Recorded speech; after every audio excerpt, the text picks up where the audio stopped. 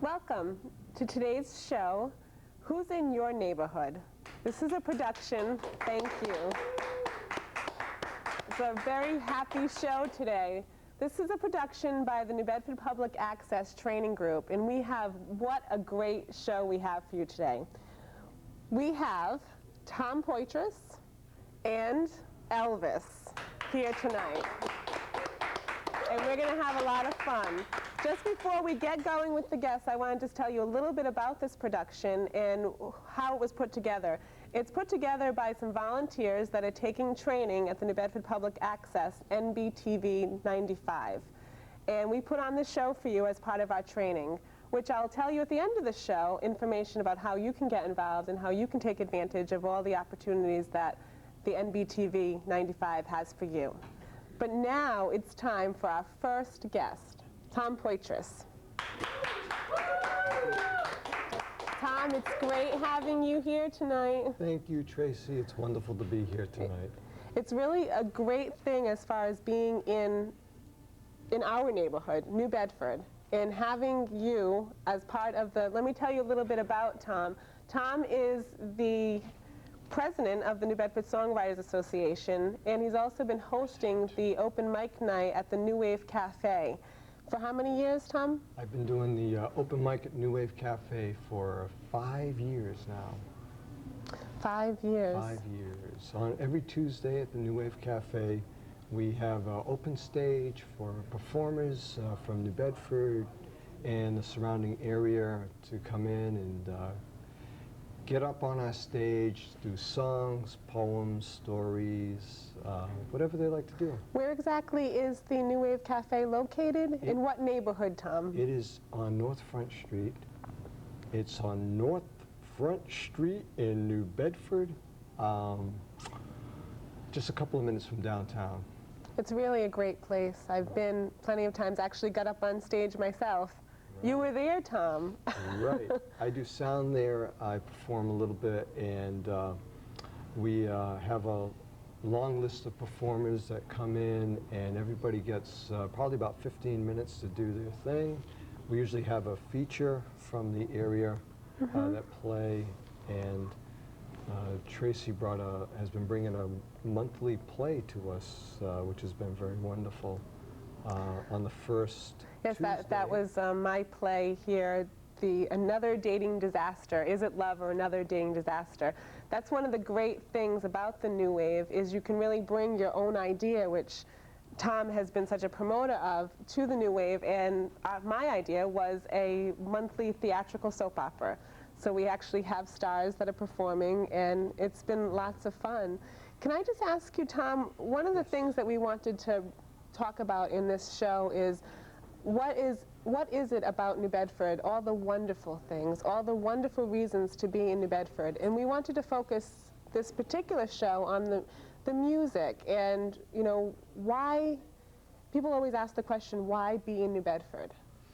Well, I think it's a great place for musicians. I'm a songwriter-musician, and it's a great place for songwriters and musicians because it's a nice small community, and we're all in the same boat. We kind of promote each other and get together a lot to support each other, and everyone knows each other and helps each other out, and I feel real lucky to be a musician in New Bedford because it's just been a blast, and especially over the last 5 to 10 years. There's a lot of performing opportunities in the area. Can you name some of those opportunities that you've developed? Well, one wonderful one that started in downtown New Bedford is AHA. AHA started, I guess, 3 years ago. Yeah, 3 years. And they have 15 to 20 venues that are open to not only artists, but musicians and performers. And it's a great place to... AHA is, just to let everyone know, if you haven't taken advantage of it, what Tom is bringing up, AHA stands for Art, History, and Architecture in downtown New Bedford. And I was lucky enough to actually be involved in the founding committee members with a lot of other wonderful people, Kerry Belisario from Artworks, Tom Ross from the National Park, Joseph Thomas from Spinner Publications, and then Jeannie Gerard, who was the AHA coordinator, came on board, and she has been wonderful. But what AHA is every second Thursday of the month, you can come downtown New Bedford, and it's open, free to the public. You can listen to wonderful music like Tom was just talking about, or you can just taste so many delectable foods. You can go to the museum, see a lot of wonderful historical, what's the word, Tom? Stuff. Stuff. They got a lot of good stuff down there, and it's a lot of varied entertainment. So you can not only see plays, but you can see, you know, musical performances, theatrical performances, and wonderful art at all the galleries. They always have showings of paintings and. Yeah, it really is a wonderful opportunity that a lot of people still don't know about, you know. I want to focus a little bit on you, though, about you as a musician and a person living. You live in Acushnet, correct? No. You don't live in Acushnet. I live in Freetown. You live in Freetown. I'm Yes. sorry. I lived in New Bedford almost my whole life, and I moved out to Freetown a few years ago. And I come to New Bedford for all my playing opportunities, pretty much. I'd like to spread out into the South Coast with a band that I'm now playing with. I will definitely be asking you about that. Yes. Before we get into that, I just want to focus on that one pivotal moment in your life when you made the decision that has sort of shaped your life. How old were you when you decided to focus on your dream? Well, and can you tell us a little bit about that? Well, I've been a musician for 22 years and worked day jobs for many, many years. And about 6 years ago, I just said that, you know, I just thought to myself, I'm going to have a baby. Me and my wife were trying to have a child, and I thought, if I'm going to be a real good dad, I've got to be a happy guy. Yep. So I decided that I would do what I really love. I've only been doing it part-time, which was playing music. And once I went totally into music, all different avenues of music and sound opportunities came to me. So it was for me, it was a great move. I just always find that so inspiring, because so many people are wondering what to do, and I hear that all the time. You know, what should I do with my dream? Follow your dreams. Go after your dream. Follow your dreams. And now tell us about your dream in this new band that you're in, the Toe Jam Puppet Band. Well, they're absolutely amazing. I'm really lucky enough to be with a great bunch of folks. Vinnie Lovegrove, who's a puppeteer, Amy Marsden, puppeteer also, and Chris Waters plays bass, and Brian Cass, who's up there someplace. Yes, he's part of our training committee. He plays drums for us, and we play, the Toe Jam Puppet Band plays for children, and we do interactive children's entertainment, and we love it. We play the zoo, Buttonwood Park Zoo, every Monday. Come to the zoo between 12 and 1 and say you have Toe Jam, and you get in for free. You can see the show and see all the wonderful animals at the zoo. Can you tell us again when they can come to Buttonwood Park, please? Every Monday for the whole year. There was a grant set up through the MSPCC, which is the Massachusetts Prevention of Cruelty for Children, along with the Buttonwood Park Zoo. And they set up a grant for us. We play the zoo every Monday, and it's a blast. It's really a lot of fun. Can you please give us just a little sample of a song that you've written, because you write most of the songs, correct? Yes. Well, we have songs like the Limbo. It's the Hello Limbo, and we have the children limboing. We have a conga line. We have wonderful puppets that Vinnie Lovegrove makes. We have fish puppets. We have fish songs. We also, when we do indoor shows, we have... Can you sing just a little chorus for us, just so the... We're the Toe Jam Puppet Band, Toe Jam Puppet Band, Toe Jam Puppet Band. Come with jam in your toes and fingers up your nose, lollies in your pop, and gummy new drops with a toe jam puppet band. Toe jam puppet band. Toe jam puppet band. Diddly dong ding dong ding. They are great, aren't they? That's just a little sample of what everyone can see as part of the Toe Jam Puppet Band. And everyone, from no matter what age you are, you're a little kid, you're 2, you're 1, you're 25, you're 90.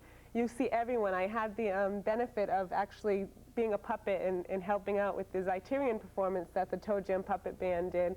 And it was just the most amazing experience. Thank you, Tom, for that. But it really was just dancing, and everyone just gets loose and comes alive, and it really teaches kids a lot of important lessons, colors, and can you explain a little more? We do. Well, our main focus is we really like to have the children having fun, interactive fun with us, but also having the parents. We get the parents involved. We think it's important for kids to see their parents having fun too. So we have interactive dances for the children and the parents who get up. We have a barn dance where they all get up in a circle and they dance around and tickle each other. And so yeah, it's very interactive. And if this gets on before Halloween, we've got 3 Halloween shows at the zoo, the Boo at the Zoo. And we have one at the mall too. So we're hoping that folks might want to come out to see Boo at the Zoo. Boo at the Zoo. And so we have a lot of new material, and we wrote a whole Halloween show we're very excited about. Is there going to be new fun Halloween puppets too? Yes, we've got a blob. A blob. A blob. Blob, blob, blob. Yes, we have a blob. Great. And we have a skeleton bone overhead projector story.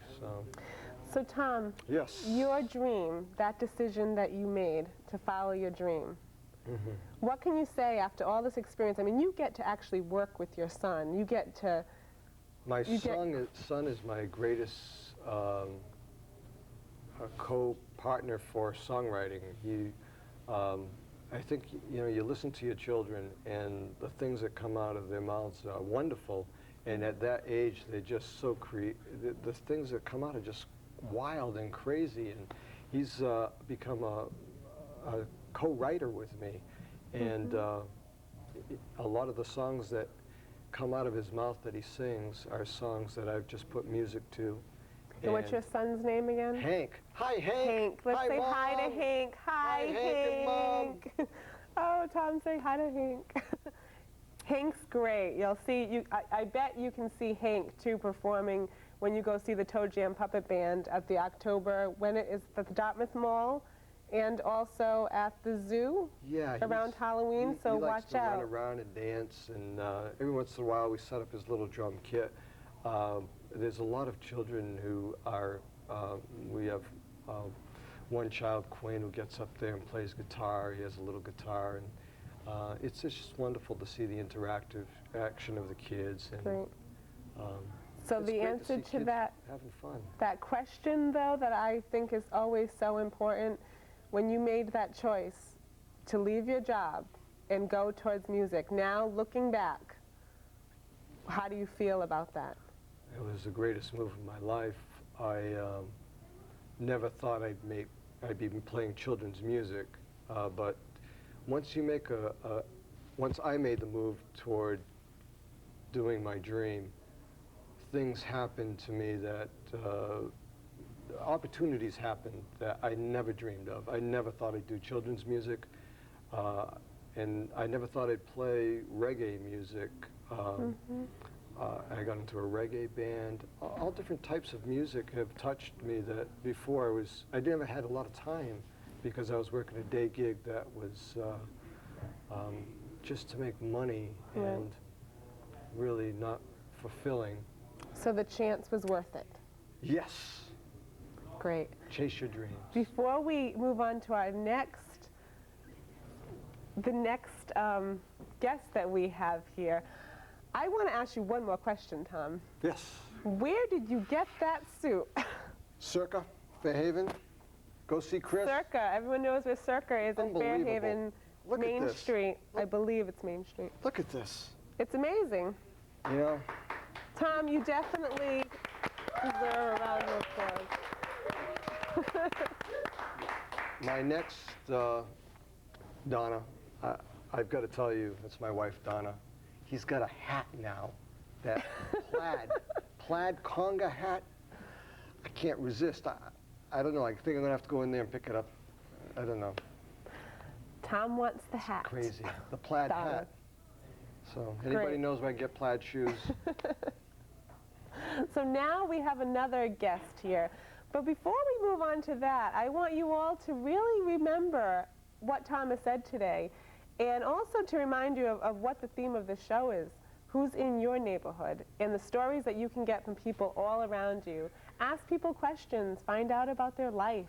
They can tell you some of the things that might inspire you to make a new choice and to actually start following that dream and start having a smile on your face a lot more often.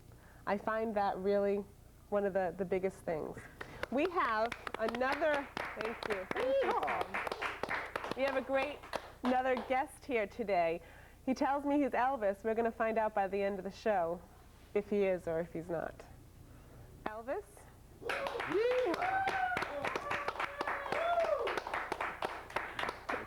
Thank Is you. Elvis in your neighborhood?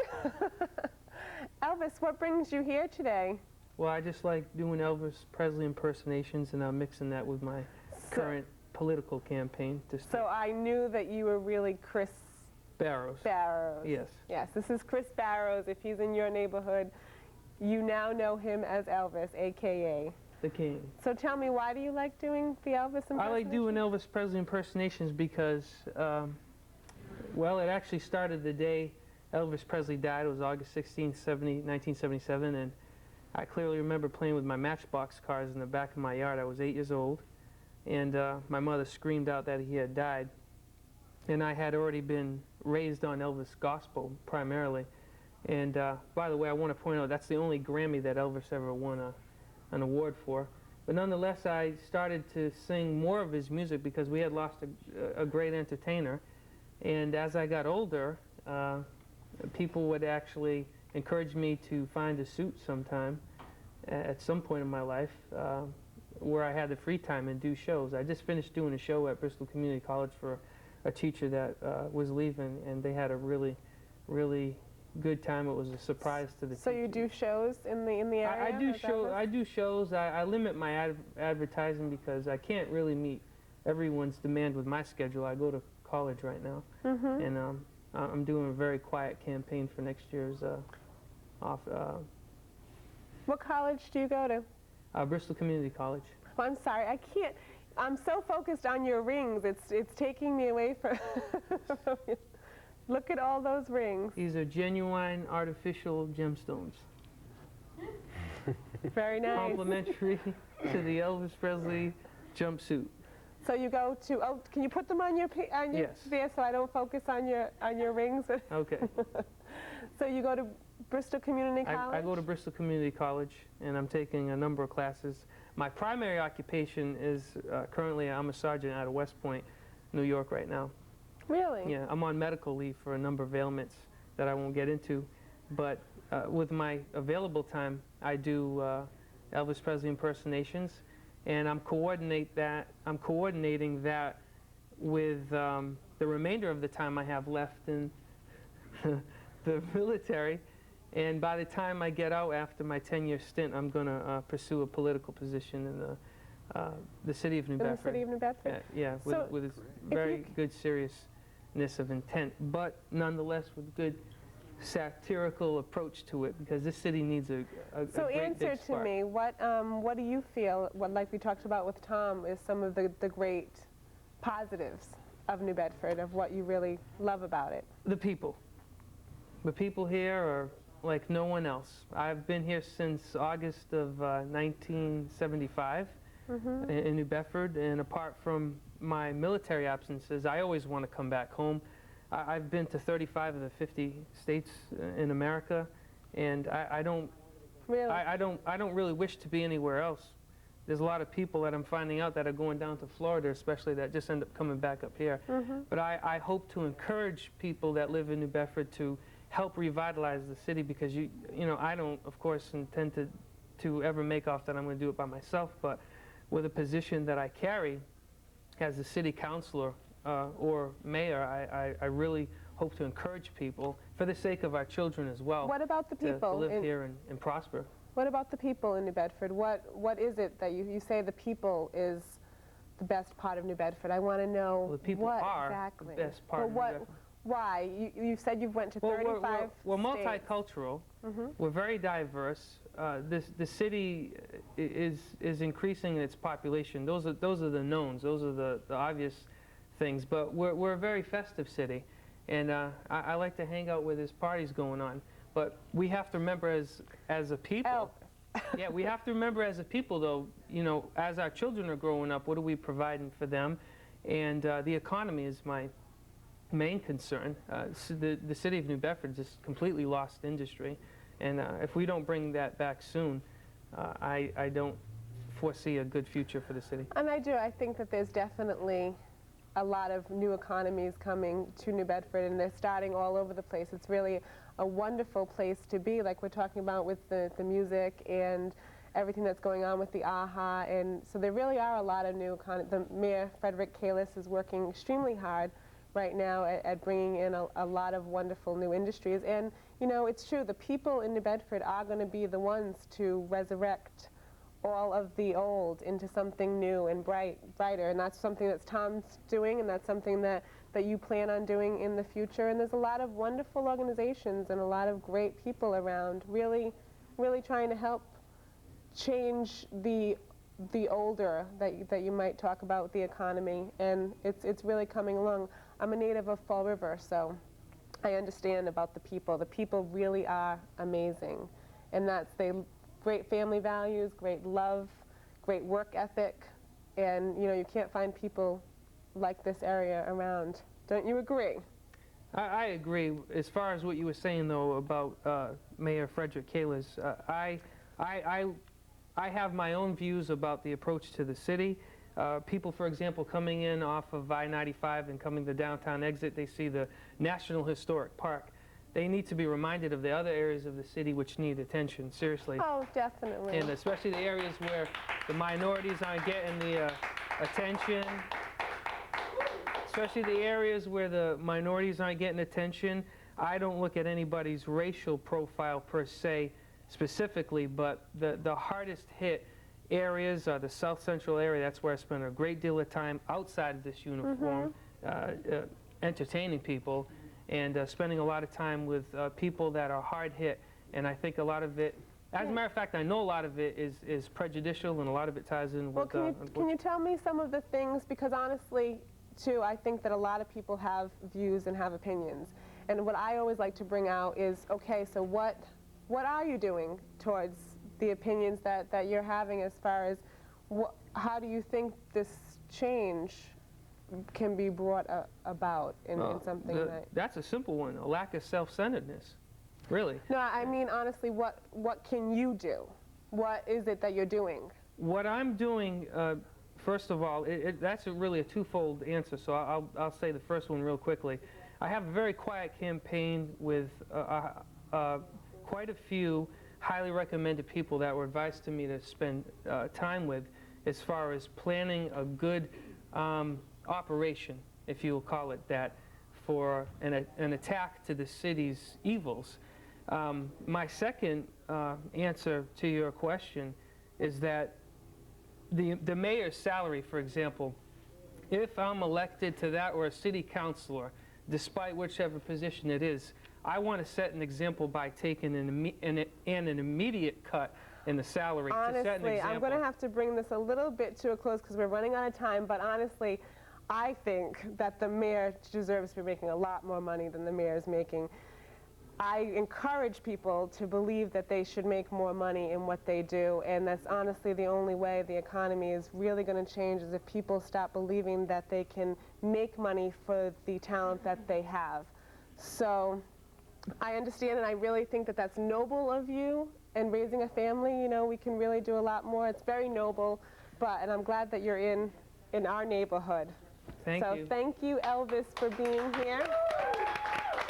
Oh, wait, be careful, Elvis. Can you just say one thing for us?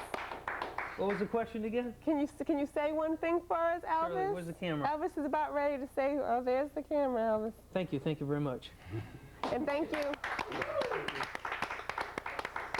Thank you, Chris, for all that you're doing and all your views and all your thinking, because honestly, I think even if we may disagree about some ideas that people thinking and trying to come up with solutions is really the most wonderful thing. Well, everyone's that can entitled to happen. their own opinion, that's for Exactly. And I really thank you for sharing them. sure. I believe the truth will come out. Tom, just a couple of more things as far as what are some of your future plans with the Toe Jam? Well, just to keep playing and try to reach out to neighboring towns so we can all play Toe Jam more. We're making a little documentary right now, a little film with Toe Jam, and we're just looking to play out as much as possible and have a lot of fun with the kids. So everyone really keep track of where Tom and the Toe Jam Puppet Band, Toe Jam Puppet Band, Toe Jam Puppet Band, find out where they are and go and see them. Buttonwood Park on? Buttonwood Park every Monday. Every Monday. Come to the Also, Buttonwood Park Zoo. between? With Jamming Your Toes between 12 and 1. 12 and 1. And also visit the New Wave Cafe where you will see original local music. Yes, if you're a musician or a poet, come on down. Open mic on Tuesday nights, Every Tuesday Tuesday evenings. evening. Right. And any other day, there's a lot of other wonderful things going on. Also a great menu. A lot of people don't know that. Great food there. So thank you. And also, before we go, I want to let you know how you can get in touch with the New Bedford Public Access and also find out how you can take part in all of these wonderful opportunities. You can rent equipment. Actually, you can just take out equipment. You can learn how to use all of the studio, the lighting, the audio, how to type in all the words on the screen, and you can really run your own television production studio like we are doing today. Thank you. I'm Tracy Furtado. I'm your host, and the number is 508-979-1744. It should be on your screen. There it is. Thank you very much, Tom, Elvis, Chris, and thank you for watching Who's in Your Neighborhood? Thank you.